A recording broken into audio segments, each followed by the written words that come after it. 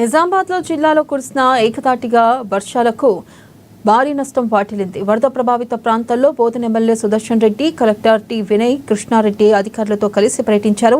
ఇక గోదావరి ఉధృతి వల్ల నవీపేట్ మండలం ఎంచ, ఆల్చాపూర్, మిఠాపూర్, కోస్లీ ప్రాంతాల్లో నీట మునిగిన పంటలను క్షేత్రస్థాయిలో పరిశీలించారు. వరద ప్రవాహం దాటికి కొట్టుకుపోయిన పంచాయతీరాజ్, ఆర్ఎండ్బి రోడ్లు, పడిపోయిన విద్యుత్ స్తంభాలు, ధ్వంసమైన ట్రాన్స్ఫార్మర్లు వాటిని పరిశీలించారు. వరద నీటిలో మునిగి ఇసుక మేటలు వేసిన వరి, మొక్కజొన్న, సోయా, పసుపు పంటలను పరిశీలించారు. కోస్లీ పుష్కర ఘాట్ వద్ద గోదావరి నది వరద ప్రవాహాన్ని గమనించారు. బాధిత రైతులు ప్రజలకు ధైర్యంగా ఉండాలని ఎమ్మెల్యే సూచించారు. వరదల వల్ల నష్టపోయిన వారిని ప్రభుత్వ పరంగా అన్ని విధాలుగా ఆదుకుంటామని భరోసా కల్పించారు.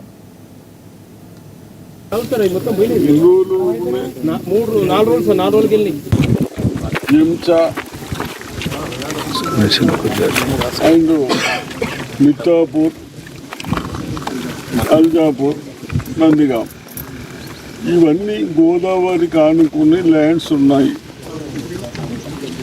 కాబట్టి ఇన్ఫ్లోస్ చాలా ఎక్కువ ఖర్చుట్లో సడన్లీ వచ్చే వరకు శ్రీరామ్ సాగర్లో కూడా నీళ్ళు అంతకుముందే ఉండే వరకు నీళ్ళన్నీ ఇన్ఫ్లోస్ ఎంత వదిలినా, అవుట్ఫ్లోస్ ఎంత వదిలినా ఒక 3 రోజులు కొన్ని వాటర్ అవుట్లో మరి వరి చెడిపోయిందని అగ్రికల్చర్ కన్సల్ట్ ఆఫీసర్స్ చెప్తా ఉన్నారు కాబట్టి తప్పనిసరిగా దాన్ని ఈ విలేజ్లన్నీ నవపేట మండలంలో ఈ విలేజు బినోలా, తొంగిని, నానేశ్వర్ కూడా ఏదైతే ఎఫెక్టెడ్ విలేజెస్ ఉన్నాయో అవన్నీ తప్పనిసరిగా పరిశీలించండి.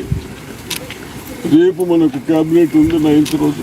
అదేవిధంగా రోడ్స్ కూడా ఎక్కడైతే డ్యామేజ్ అయినాయో ఆ డ్యామేజ్ ఆర్ఎండ్బి కానీ పిఆర్ కానీ తప్పనిసరిగా ప్రియారిటీ ఇచ్చి కంప్లీట్ చేయడానికి ప్రయత్నం చేద్దాం. ఇంకోటి ఏంటంటే రైతులకు ఎక్కడన్నా అగ్రికల్చర్ ఆఫీసర్లు ఏదైతే